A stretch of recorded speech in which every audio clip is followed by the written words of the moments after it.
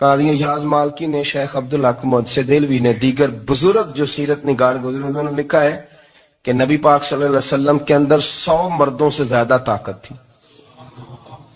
100 مردوں سے زیادہ طاقت. اب جو بات کہنے لگا ہوں، جو نتیجہ دینے لگا ہوں، اس پر خاص توجہ آپ فرمائیں گے. ذرا فکری طور پر، نظریاتی طور پر ایک چیز کو سمجھیے. ہم سمجھتے ہیں کہ جوان لڑکا ہے جی، جو مرضی کرے، عمر ہے جی. آپ ذرا بات پر غور کیجئے گا کہ حضور صلی اللہ علیہ وسلم میں طاقت 100 مردوں سے زیادہ ہے اور حیا کواری لڑکیوں سے بھی زیادہ ہے. ذرا اس بات کا تقابلی جائزہ کیجئے گا کہ طاقت 100 مرد سے زیادہ ہے لیکن حیا کواری لڑکی سے بھی زیادہ ہے. اس کا معنی یہ ہوا کہ جس ٹہنی کو پھل زیادہ لگ جاتے ہیں وہ جھکا کرتی. تو حیا تو حسن ہے. حیا تو آپ کو پاک صاف کرے گا. حیا تو آپ کو نرالا کرے گا، انوکھا کرے گا. وہ ہمارے ایک دانشور ہیں، انہوں نے مضمون لکھا، کئی باتیں بڑی پسند آتی ہیں. وہ کہتے ہیں کہ میری اہلیہ، ان کو بھی کسی نے مس گائیڈ کر دیا تھا، حالانکہ اچھی خاتون ہے، کسی نے مس گائیڈ کر دیا. تو وہ بھی سماجی اور ویلفیئر، اور یہ خواتین کو شوق ہوتا نا بننے کا، تو وہ بھی سماج کے اندر اچھا مقام تلاش کرنے کے موڈ میں آ گئی.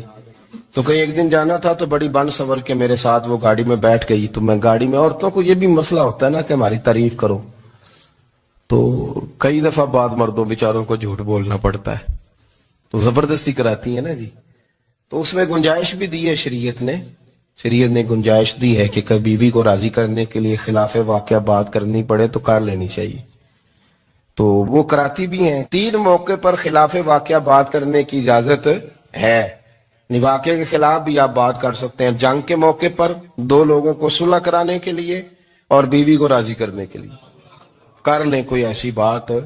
بے شک اپنی طبیعت پہ جبر کر کے کر لیں، گنجائش ہے، اجازت ہے. تو وہ کہتے ہیں جب وہ گاڑی میں میرے ساتھ بیٹھی بن سور کے، وہ تقاضا کرنے لگی کہ میں نے بڑے اچھے کپڑے پہنے ہیں پر آپ نے توجہ نہیں کرائی. وہ سیانا بندہ تھا، وہ چاہ رہا تھا کہ میری خاتون سمجھ جائے. وہ کہتے ہیں مجھے پتا تھا کہ بیچاری مس گائیڈ ہو گئی ہے، دل کی بڑی اچھی ہے، سیانی ہے، لیکن اس کو کچھ خواتین نے، کچھ لوگوں نے مل کے اس کو ذہن غلط کر دیا ہے کہ سماج میں نکلو، باہر جاؤ، کام کرو، فلاں کرو، اپنی مرضی سے جیو. تو میرے ساتھ گاڑی میں بیٹھی کہیں جانے کے لیے، تو مجھ سے کہنے لگی کہ آپ نے میری طرف توجہ ہی نہیں کی، آپ نے کوئی ذکر ہی نہیں کیا کہ میں کیسی لگ رہی ہوں. تو وہ کہتے ہیں میں نے اسے کہا کہ اگر تو ناراض نہ ہو تو پھر میں صحیح والی تعریف کر دوں. تو اس نے کہا کہ آپ کر دیں. تو کہتے ہیں میں نے درد سے اور خلوص سے اپنی بیوی سے کہا، خلوص کے ساتھ. میں نے کہا میں تو روز گھر ہوتا ہوں، روز شام کو گھر ہوتا ہوں. اگر تو میرے لیے تیار ہوتی تو میں تیری تعریف کرتا، لیکن آج تو باہر جانے کے لیے تیار ہوئی، تو پھر ان سے تعریف کی امید رکھ جن کے لیے تو نے تیاری کی ہے. میرے لیے تیاری کرتی تو میں تو ہر شام تیرے پاس ہوتا ہوں. کہتے ہو میرے لفظوں میں درد تھا تو وہ بھی رو پڑی. اور کہنے لگی آپ گاڑی روک دیں، مجھے باہر جا کے کسی کو راضی نہیں کرنا، میں نے اسے راضی کرنا ہے جس کو رب کریم نے میرا شوہر بنایا ہے اور میرے لیے منتخب کیا ہے میرے ماں باپ کو. میں واپس لوٹتی ہوں.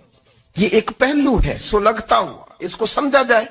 رسول کریم صلی اللہ علیہ وسلم عرب کی کواری لڑکیوں سے زیادہ حیا والے تھے. کواری لڑکیوں سے زیادہ حضور حیا فرمایا کرتے تھے. جب خانہ کعبہ کی مکہ شریف میں تعمیر ہو رہی تھی نا، اہل عرب اس کو تعمیر کر رہے تھے، تو نبی پاک صلی اللہ علیہ وسلم اپنے چچا حضرت عباس کے ساتھ خانہ کعبہ کی تعریف میں مصروف تھے. تو عرب کے لوگ چونکہ لمبا کرتا پہنتے تھے پیروں تک، تو نیچے اگر کسی وقت کوئی چیز نہیں بھی ہوتی تھی تو کسی کو وہ نظر نہیں آتی تھی، چونکہ پردہ رہتا تھا، لمبا کرتا پہنا ہوا ہوتا تھا. تو جب بچے، سرکار کی عمر مبارک بھی ابھی تھوڑی تھی، تو اس طرح بچے جب نکلتے تو وہ کئی دفعہ اپنی تہمت اتار دیتے نیچے سے، اور کوئی مزدوری کرنے لگتے تو 3-4 طے کر کے تہمت کی کندھے پہ رکھ لیتے. جس طرح کبھی دیہاتوں میں لوگ کپڑا سر پہ رکھتے تھے کہ اوپر اگر کوئی وزنی چیز رکھیں گے تو وہ تکلیف نہیں دے گی. نبی پاک صلی اللہ علیہ وسلم بھی سب لوگوں کے ساتھ خانہ کعبہ کی تعمیر میں شامل تھے.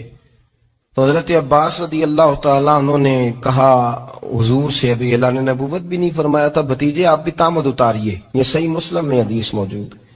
اور اس کو کندھے پہ رکھ لیجیے، آپ اینٹیں اٹھا کے لا رہے ہیں تو ذرا آپ کو تکلیف نہیں ہوگی.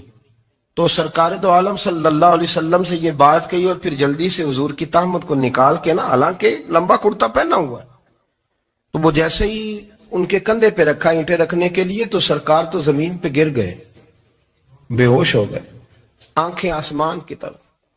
اب پھر حضور پکار رہے ہیں آزاری آزاری آزاری، میرا تامت دے دو، میرا تامت دے دو. کبھی کوئی شخص اس وجہ سے بھی بے ہوش ہوا ہے کہ میرے وجود سے کپڑا اتر گیا ہے، حالانکہ سرکار پر وہ بے ہوش